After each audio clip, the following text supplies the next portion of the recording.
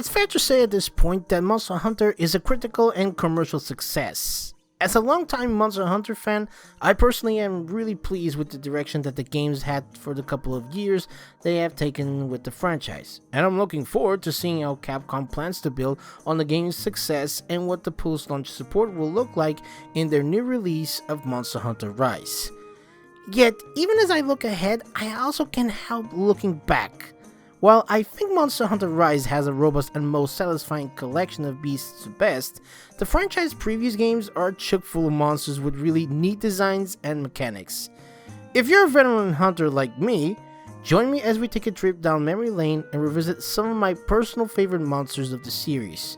If you're new to Monster Hunter as of this latest installment, I hope you enjoyed this look at some of the cool monsters that these games have included in the past.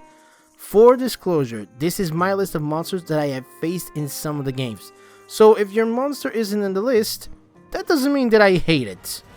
With that said, these are my top 10 monsters from the Monster Hunter series.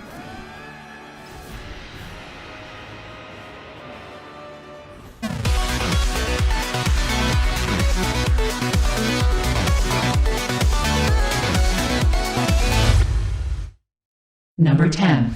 Babano at first glance seems like the typically early monster. He isn't super difficult, his armor isn't high rarity, but being a Viking is awesome, and he serves as a good teaching monster. He uses both boulders and trees as weapons and wields them pretty dexterously with his big horns. That's tool usage, which is a sign of high intelligence in animals. O bichão do mangue, né? Ó, brabo. Just because he charges at you to use them doesn't mean he's a brainless brute. His charging is drastically different to, say, let's put it like Tigrex for example.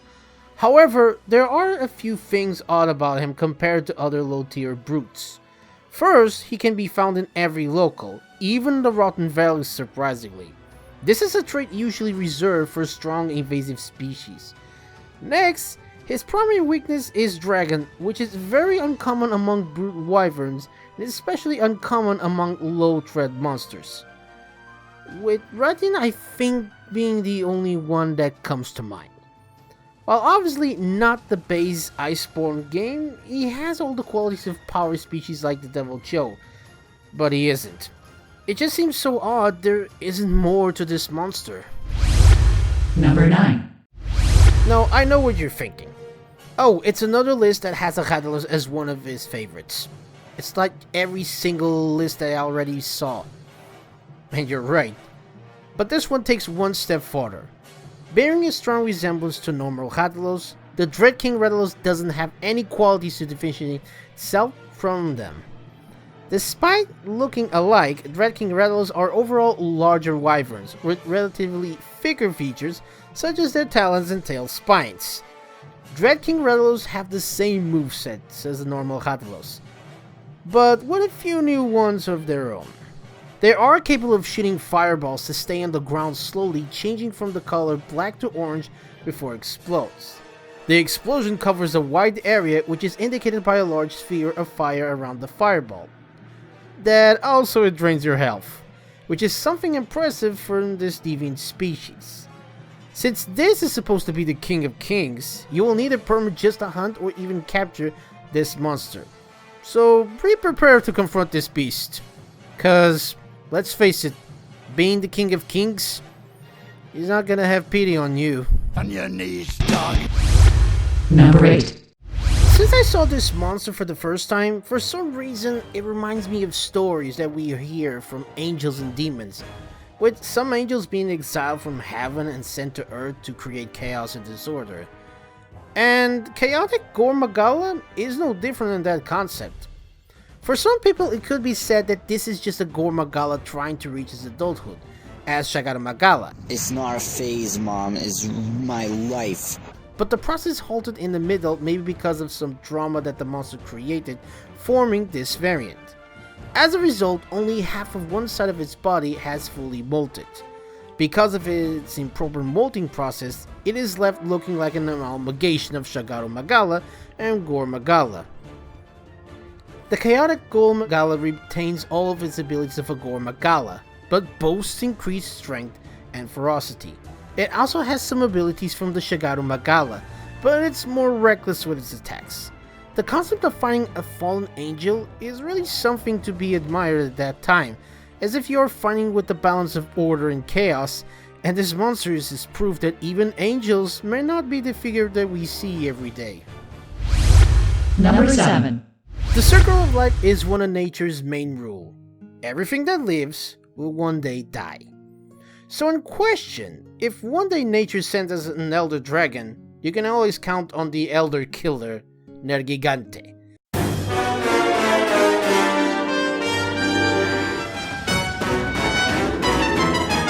Nergigante is a dragon with a bristly appearance. It is covered in spikes that constantly regrow as they are broken off. It has 2 massive horns similar to a bull. The monster's hide is primarily black with purple and orange accents. Nergigante is constantly regenerating its skin as it attacks and is struck by hunters. It will slowly grow white spikes on certain body parts, which harden over time. Hunters must try to break the white spikes before they harden. Once they have hardened, its attacks deal more damage. Nergigante is an extremely aggressive monster that will continue to fight even if it means harming its own body. It'll attack anything without hesitation, especially if a creature dares to attack him.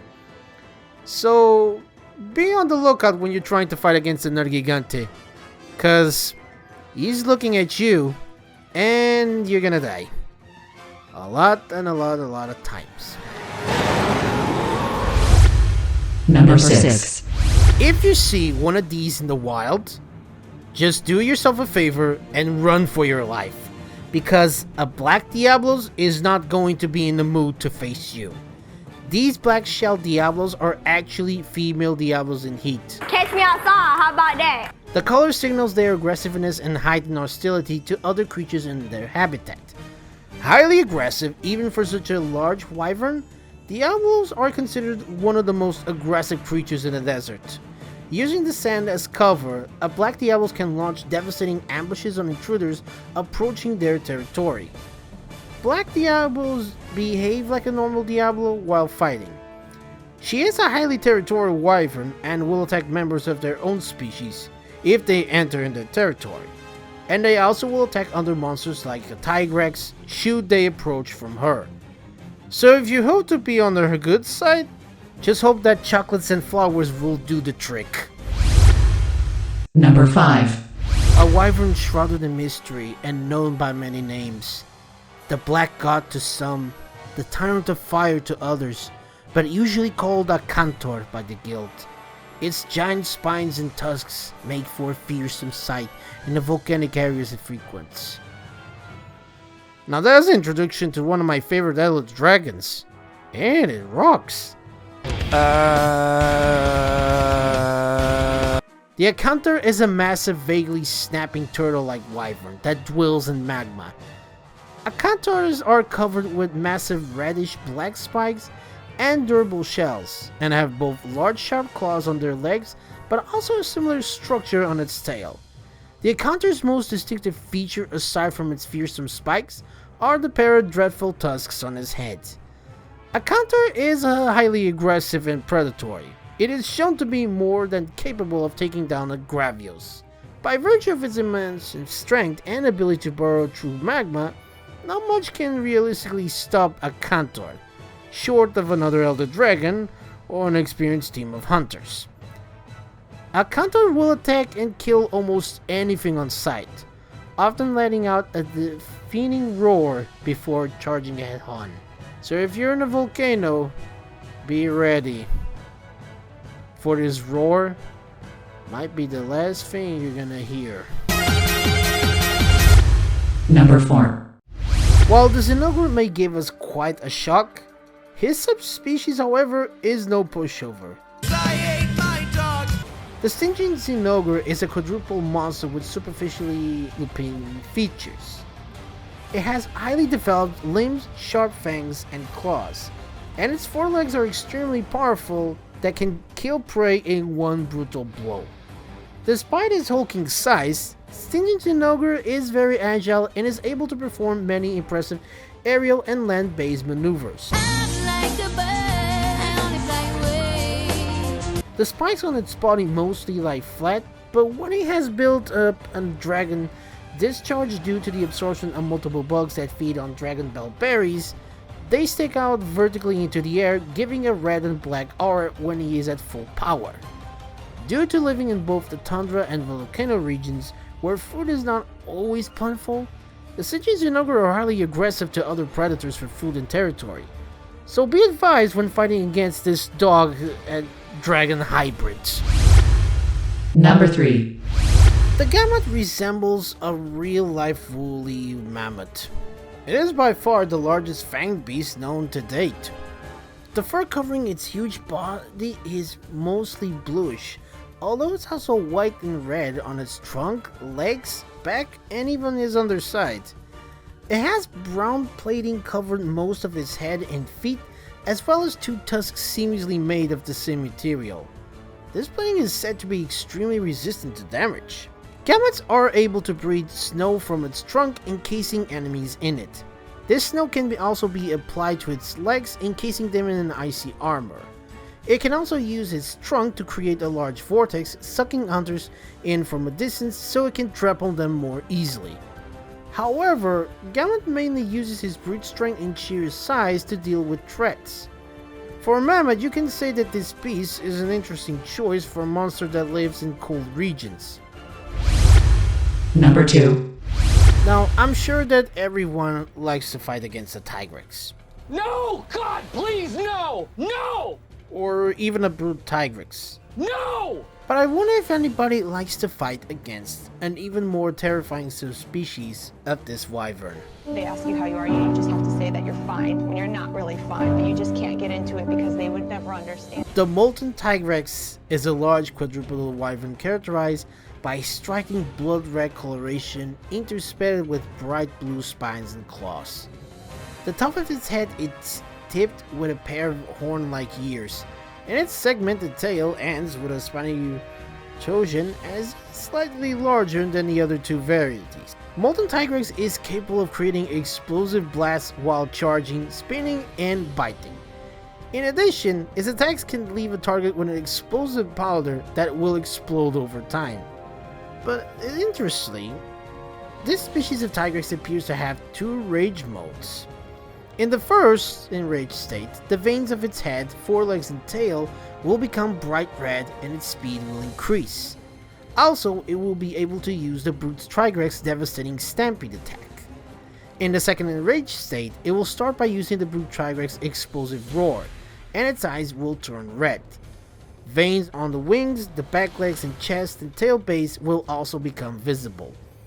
It can now also, in combination with its attacks, spread explosive powder clouds and use the super roar in succession as well the lunge spin attack.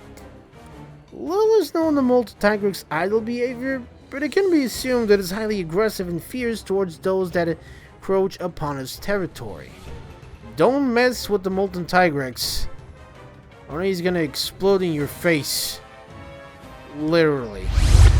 Number 1. Of all the monsters that I faced against, no matter the challenge I faced, there is still one monster that I always stood above all, at least for me. And that monster is Glaminus. Glaminus is a large brute wyvern with dark red scales covering its body. 2 rows of blue, bony plates run along its back, going from the eyes to the tail. Its underside is more of a cream color, but you know, the main feature of Glaminus' physics is its huge sword-like tail. The tail was originally the same color as its black plates, although it will turn a rusty color or a fiery red during the battle. Its hind legs are powerful and muscular, while its arms are much smaller and mostly useless. Glaminus is able to sharpen its blade-like tail with its mouth to give itself the ability to create fiery explosions with its tail. These explosions not only give Glaminus a greater range with some of its attacks, but also makes them more powerful. Glaminus are relentless and aggressive predators. Glaminus often drags its tail across the ground and roars at the foe, revealing the heat and fire glowing in its throat. This shows the enemy that it uses fire as a weapon in an attempt to scare them off. Not only are they considered one of the strongest brute wyverns, they are even believed to be the smartest ones around. The rich and fascinating bestiarity of monsters in the Monster Hunter games extends well beyond, and now that Monster Hunter Rise is out, let's see if the new monsters that will show up will have an impact on ourselves. So please let me know in the comments below what are your favorite monsters, and if you have any stories with these monsters that I've talked about. Share them as well. But until next time, keep playing and stay safe. And happy huntings.